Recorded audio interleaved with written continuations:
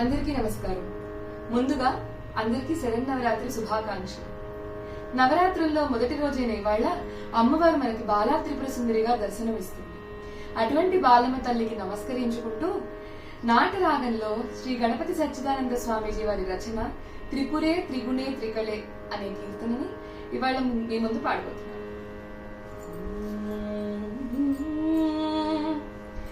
త్రిపురే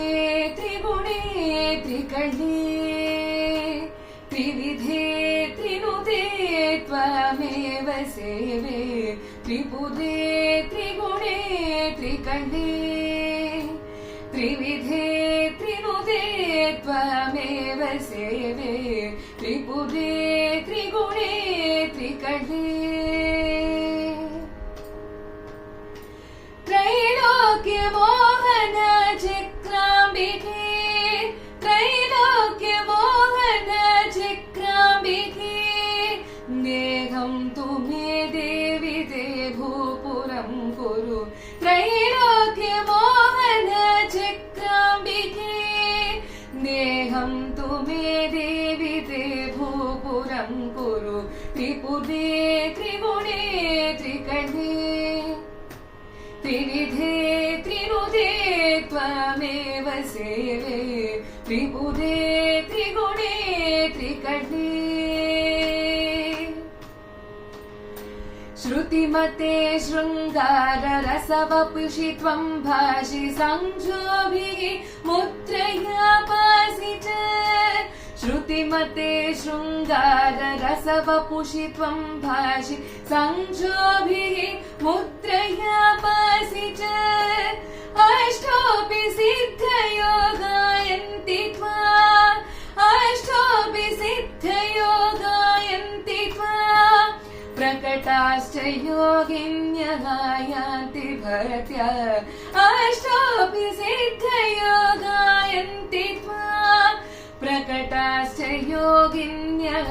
यान्ति भरत्या त्रिपुरे त्रिगुणे त्रिकళే त्रिविधे त्रिनुते त्वमेव सेवे त्रिपुरे त्रिगुणे त्रिकళే जगतवामाद्याश्च सकलमुद्राश्चापि ब्राह्मी मुखाश्च मानवोऽपि च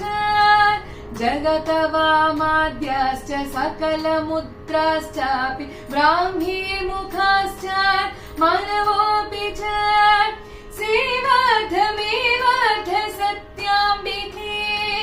सेवार्थमेवार्थ सत्याम्बिके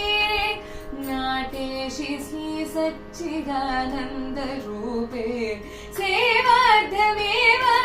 सत्याम्बिके नाटेशि श्री सच्चिदानन्द रूपे त्रिपुरे त्रिगुणे त्रिकళే त्रिविधे त्रिनुते त्वमेव सेवे त्रिपुरे त्रिगुणे त्रिकళే त्रिविधे त्रिनुते त्वमेव सेवे त्रिपुरे